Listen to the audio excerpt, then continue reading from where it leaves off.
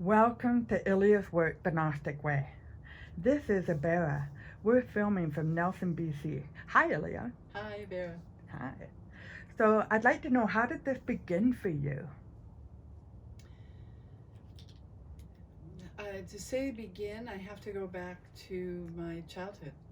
And my maternal grandmother, her name was Velma, she really showed me the true meaning of unconditional love.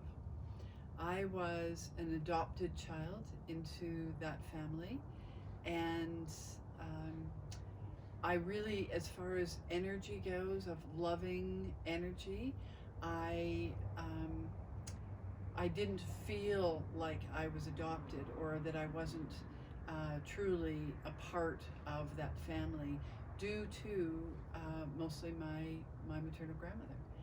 So as that, and I will add a little bit there about her.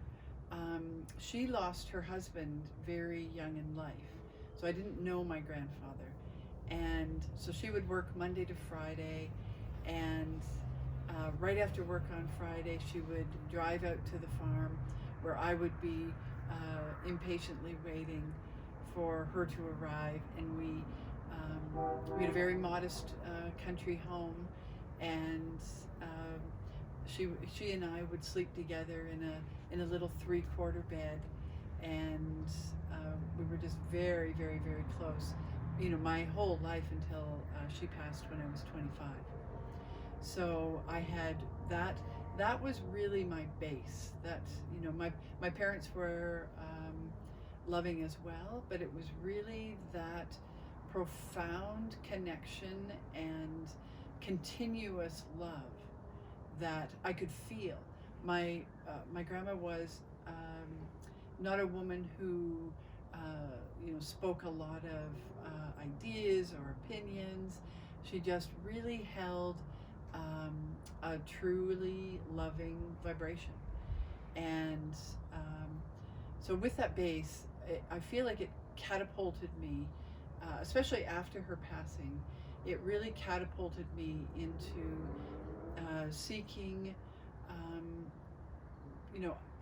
other ideas of people, of how they were growing and learning to become more unconditionally loving. Any method that I undertook, which have been a few over my lifetime, a very few, I did. I stayed with each thing that I chose had had to have its basis in unconditional love. It had to have that. That was the place that we were, aspiring to. So, but with that, I did choose a few over my life. And some of them were for 10 years, some of them were for 20 years. So they were long-term commitments that I made to each of these beautiful holistic systems that I involved and engaged in.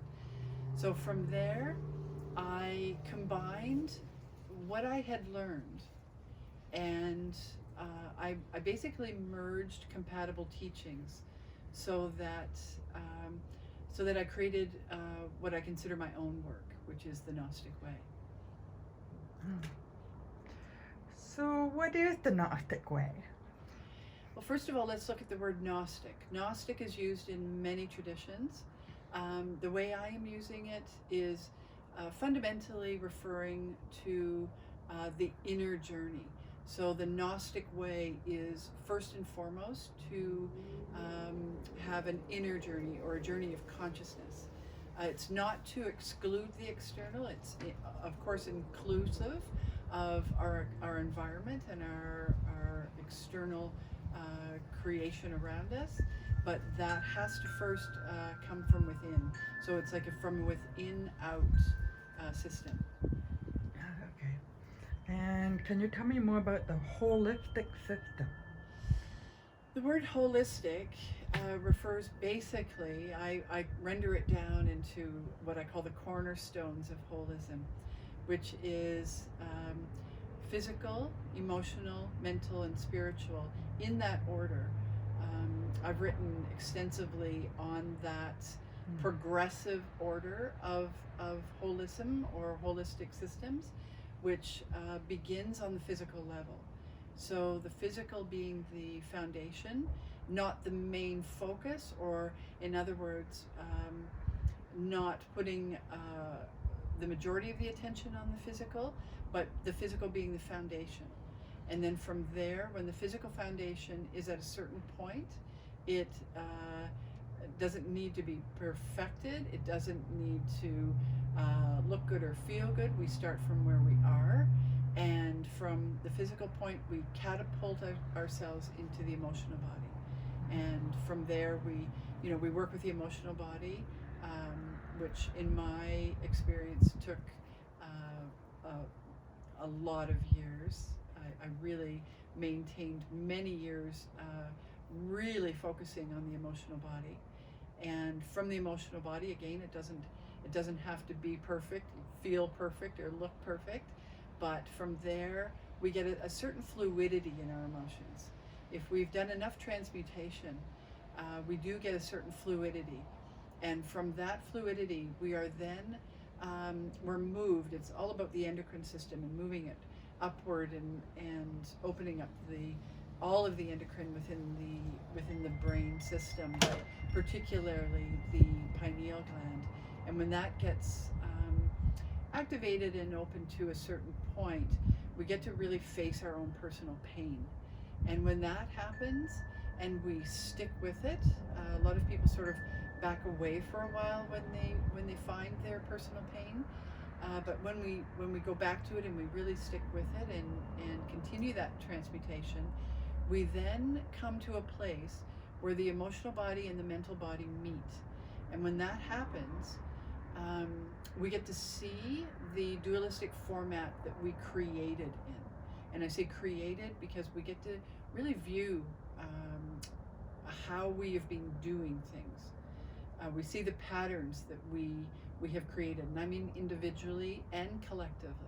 So we first get to work on ourselves individually and our own mental patterns, the patterns that we have formed and sometimes driven deep ruts into because we've used that pattern usually through comfort over and over and over again through possibly many lifetimes. And so looking at that takes a lot of commitment and really a lot of perseverance to continue at that point, because the stakes are actually raised when you go from the emotional body to the mental body. Things get very much intensified, mostly because we are then more aware at that point. As we're working through the emotional body, the awareness continues to come clearer and clearer. And so when we reach the mental body, we can really do some intense work at that point of bringing unity, bringing the dualistic patterns into a harmony that then actually work on this plane, that actually are then from the Gnostic way, from the internal way, are then portrayed. We use the word created a lot nowadays, but I see it more of it's just a natural reflection of what's going on internally. We see this natural reflection externally, and with that, with the mental body coming into a harmony, then we see that coming more and more, and then we can share that more and more, and beauty starts to rise up. Thank you. Thank you very much, Illia.